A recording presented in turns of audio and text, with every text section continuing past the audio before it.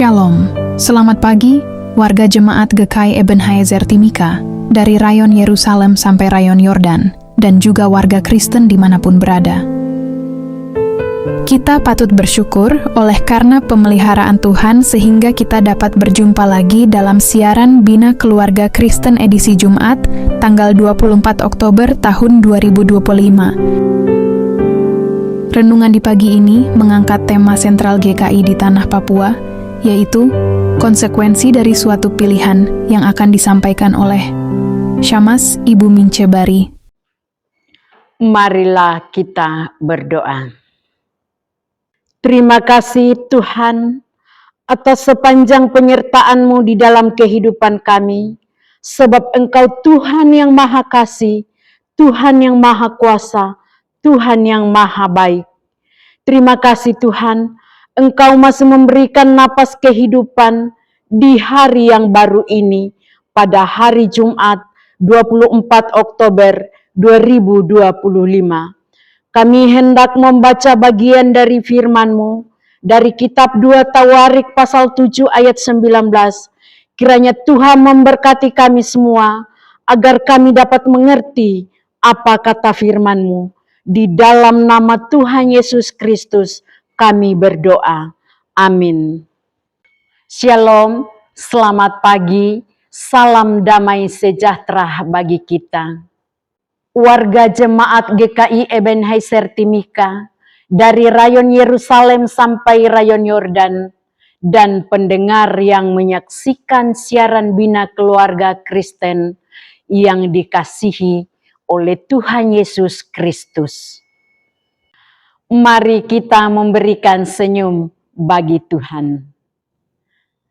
Puji syukur pagi ini kita masih diberikan kesempatan untuk mendengarkan firman Tuhan pada hari ini, Jumat tanggal 24 Oktober, adalah hari yang ke-297 di minggu ke-42 dalam tahun 2025.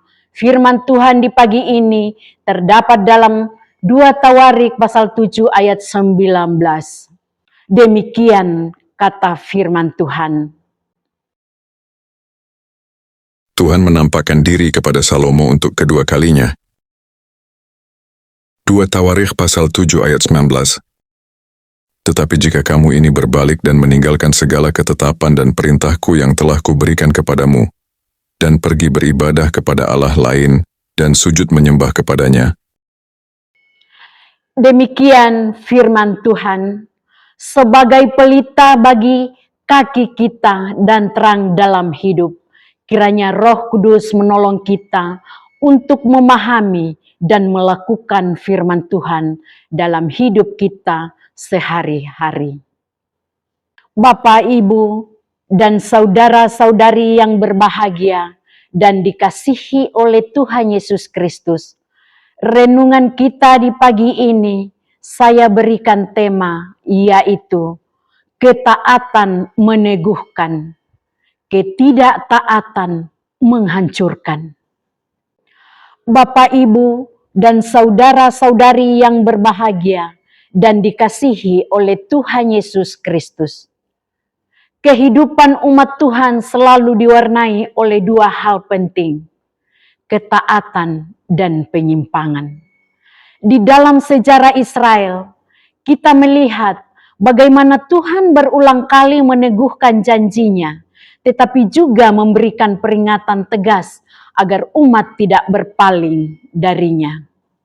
Seperti pembacaan firman Tuhan di pagi ini, di dalam ayat 19, bahwa ayat ini datang setelah Allah menampakkan diri kepada Salomo dan mengukuhkan bait Allah sebagai tempat kediaman namanya. Namun, bersamaan dengan janji berkat, Tuhan juga menyampaikan peringatan keras tentang bahaya ketidaktaatan. Bahwa pada ayat 19 ini, Tuhan mulai menyampaikan peringatan kebalikan dari janji tersebut. Jika Salomo dan bangsa Israel berpaling dari Tuhan dan menyembah Allah lain, maka akibatnya akan sangat fatal. Ayat ini adalah peringatan ilahi tentang konsekuensi dosa dan penyembahan berhala. Bapak, Ibu, dan saudara-saudari yang diberkati dan dikasihi oleh Tuhan Yesus Kristus, dalam kutipan kalimat pada ayat 19 yang berkata, "Tetapi jikalau kamu berbalik dan meninggalkan ketetapanku serta perintahku." Dari kata berbalik berarti berpaling arah. Bahwa berpaling di sini bukan hanya dalam tindakan tetapi juga dalam hati. Tuhan tahu bahwa penyimpangan rohani seringkali dimulai dari hati yang menjauh dari kasih Tuhan sebelum tampak dalam perbuatan. Dan meninggalkan ketetapan dan perintah Tuhan berarti menolak otoritas firman dan memilih jalan sendiri. Lalu pergi beribadah kepada Allah lain dan sujud menyembah kepadanya. Ini menggambarkan penyembahan berhala bukan hanya secara fisik tetapi juga rohani. Sebab ketika manusia mulai menempatkan sesuatu di atas Tuhan, seperti kekuasaan, harta, kenikmatan, bahkan diri sendiri.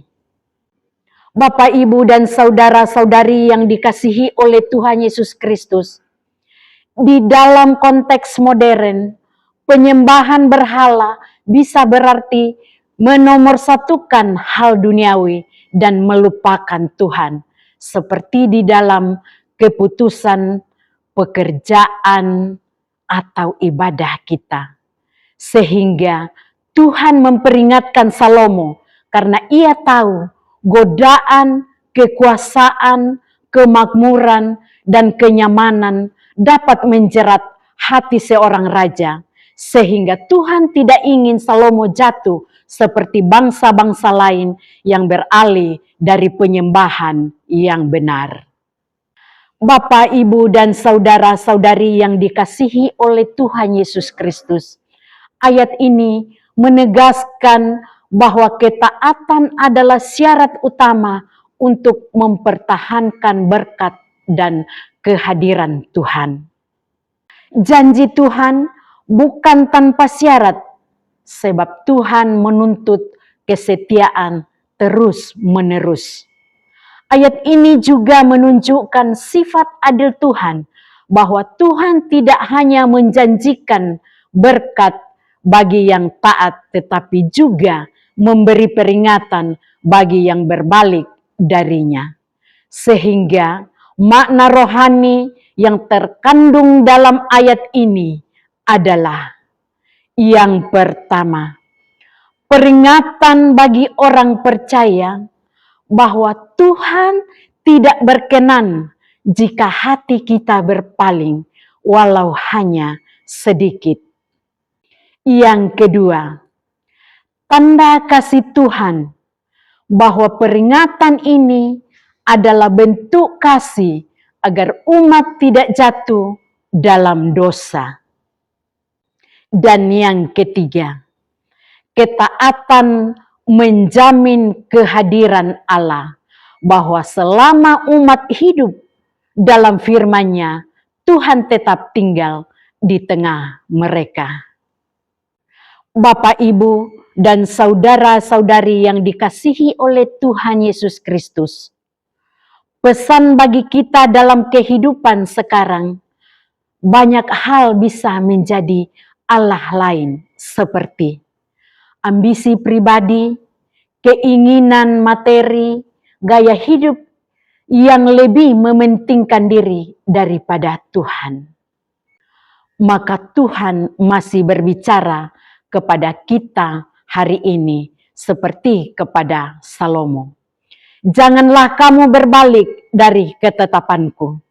Bahwa kita perlu sadari bahwa kehidupan rohani umat Tuhan sering diuji bukan dalam penderitaan, tetapi justru dalam kelimpahan dan kenyamanan. Sebab di saat semuanya tampak baik, kita sering lupa kepada Tuhan. Karena itu, pesan rohani dari ayat ini adalah jaga hati dan kesetiaanmu kepada Tuhan di tengah segala keberhasilan dan kenyamanan hidup. Bapak, Ibu, dan saudara-saudari yang dikasihi oleh Tuhan Yesus Kristus. Kesimpulan dari ayat pembacaan kita di pagi ini mengingatkan bahwa ketaatan meneguhkan janji Allah, tetapi ketidaktaatan menghancurkannya. Sebab bangsa Israel jatuh karena berpaling kepada berhala, meskipun mereka telah melihat kemuliaan Tuhan di bait suci.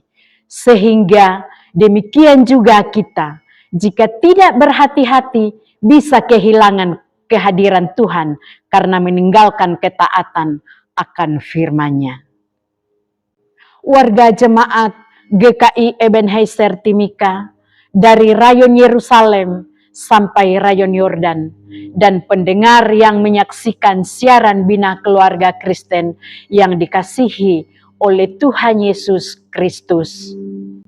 Maka dengan demikian, marilah kita meneguhkan komitmen iman kita kepada Tuhan untuk jangan biarkan berkat menggantikan pemberi berkat. Tetaplah setia beribadah, berdoa, dan membaca firman Tuhan setiap hari. Jika hati mulai menjauh, segera bertobat dan kembali kepada Tuhan. Dan mari kita hidup dalam ketaatan yang sejati, agar janji dan penyertaan Tuhan tetap nyata atas keluarga, gereja, dan bangsa kita. Tuhan Yesus memberkati dan menyertai kita di hari ini. Amin. Mari kita berdoa. Ya Tuhan Allah Bapa kami dalam sorga, kembali kami datang mengucap syukur di hadapan-Mu. Engkau telah menyegarkan kami lewat firman-Mu. Kiranya firman-Mu yang kami sudah dengar boleh menjadi kekuatan dalam kehidupan kami. Berkati umat-Mu, mulai dari rayon Yerusalem sampai rayon Yordan, yang hendak melakukan aktivitas dan pekerjaannya. Kiranya Tuhan berkati dalam pekerjaan dan kesehariannya.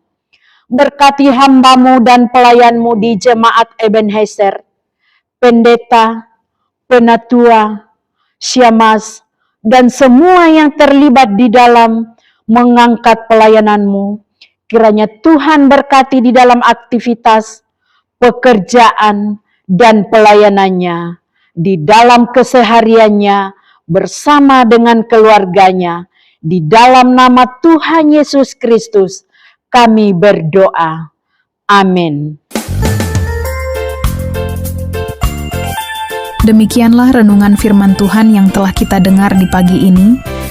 Kiranya Tuhan Yesus Kristus akan menyempurnakan firman-Nya bagi kita dan memberikan kita kekuatan dan menyertai kita dalam aktivitas dan kerja kita di hari ini.